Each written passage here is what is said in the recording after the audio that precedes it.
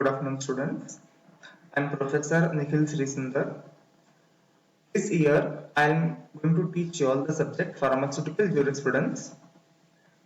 The subject Pharmaceutical Jurisprudence is a very simple subject. Only the difference is that here in this subject we are going to study various laws, rules and regulations. In Pharmaceutical Jurisprudence, we are going to start with the first topic, Pharmaceutical Legislation. Today is the first day. So we are going to see only few parts of it. The first one is we are going to see about the definition of pharmaceutical jurisprudence, definition of pharmaceutical legislation, scope and objectives of pharmaceutical legislation, and purpose of pharmaceutical legislation. Definition of pharmaceutical jurisprudence is it is a science of laws and fundamental principles related to pharmacy profession. म्हणजे काय की आपल्या व्यवसायाशी निगडीत जे काही कायदे कानून आहेत त्याचा जो संग्रह केलेला आहे तो आपण ह्या सब्जेक्ट मध्ये शिकणार आहोत. एक्सप्लेनेशन काय सांगितलेलं आहे की कायदे कानून म्हणजे काय. आता बघा, it covers laws. Laws means कायदा, रूल्स नियम, रेग्युलेशन्स पण नियमच होतात. रेग्युलेशन्स मध्ये काय होतं की खूप एक ब्रॉड सेन्स मध्ये आपण नियम म्हटलं जातं. हे नियम कशावरती आहेत, हा कायदा कशासाठी आहे तर मेडिसिन्स वर, ड्रग्स वरती, फार्मास्युटिकल्स वर, कॉस्मेटिक्स, अलाइड सबस्टन्सेस, अलाइडचा अर्थ होतो related, and pharmacy profession. This controls and regulates the pharmacy profession and various functions including sale, manufacture, import, export, distribution, pricing of drugs and cosmetics. Next comes the definition of pharmaceutical legislation. फार्मसीच्या कायद्याचा संग्रह आपल्याला काय सांगतो की हा कायदा कोणासाठी related आहे. तो आहे फर्स्ट फार्मासिस्टला, नेक्स्ट आहे व्यवसायाला, that is pharmacy profession, drugs, medicines, cosmetics, practices and substances affecting health of human beings and animals. Next is scope of pharmaceutical legislation. फार्मसीच्या रिलेटेड आपण जो कायदा शिकणार आहोत तो कशासाठी शिकतो तर आपण शिकतो कशासाठी तर फर्स्ट आहे control over practice in profession of pharmacy. आपण आपल्या व्यवसायामध्ये कसं व्यवसाय केला पाहिजे त्याच्यासाठी. दुसरी गोष्ट म्हणजे काय, ड्रग्स अँड कॉस्मेटिक्सच्या इम्पोर्ट, मॅन्युफॅक्चर, डिस्ट्रीब्युशन, सेल साठी आपण शिकलं पाहिजे. नेक्स्ट आहे जे काही ड्रग्स आपण विक्री करणार आहोत त्या ड्रग्सची आपण विक्री वाजवी दरात म्हणजे काय रिझनेबल प्राइस मध्ये केली पाहिजे. Safeguard public health, public हेल्थचं संरक्षण आपण केलं पाहिजे. कशापासून, मिसलिडिंग ऍडव्हर्टाइजमेंट, मिसलीड म्हणजे काय दिशाभूल करणाऱ्या ऍडव्हर्टाइजमेंट पासून आपण केलं पाहिजे. कशा कुठले ऍडव्हर्टाइजमेंट असतील हे कशा related, drugs and magic remedies. Magic रेमेडीचा अर्थ काय होतो जादू. Okay. Regulate use of alcohol in medicinal and toilet preparations and to levy, लेव्हीचा अर्थ होतो टॅक्स लावणे कशावरती, अशा प्रिपरेशन ज्याच्यामध्ये अल्कोहोल किंवा नार्कोटिक्स असतील. Next, to control and regulate various operations related to narcotics, psychotropics and dangerous drugs.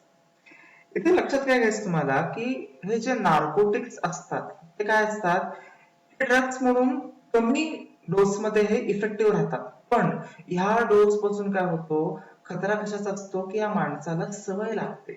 Okay, म्हणून dangerous drugs म्हटलं आहे.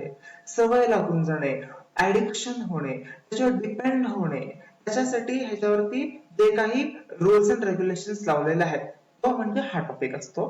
आणि ऍडिशन फॉर्मिंग ड्रग्स आहेत कोकेन, मॉर्फिन, हेरोइन, गांजा etcetera. The last one is to control and regulate IPS, import, possession and sale of poisons.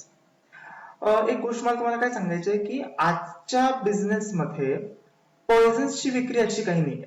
Okay, म्हणजे compulsory poison असतं वगैरे असं काही नाहीये की आज ऑब्सोलीट नाही म्हणता येणार, पण हा पॉइंट एक आहे. ओके, तर हा एखाद्या म्हणजे समजा तुम्ही मेडिकल स्टोअर स्टार्ट केलात, पॉइझन तुम्हाला विकायचं आहे तर तुम्ही तो कसा विकणार कोणाला विकणार आणि तुम्ही कसं ते ठेवणार.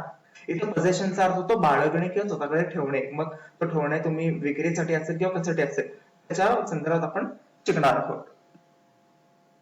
नेक्स्ट बघा, पर्पज. पर्पज म्हणजे काय की आपण का शिकतो, आपण कशासाठी शिकतो.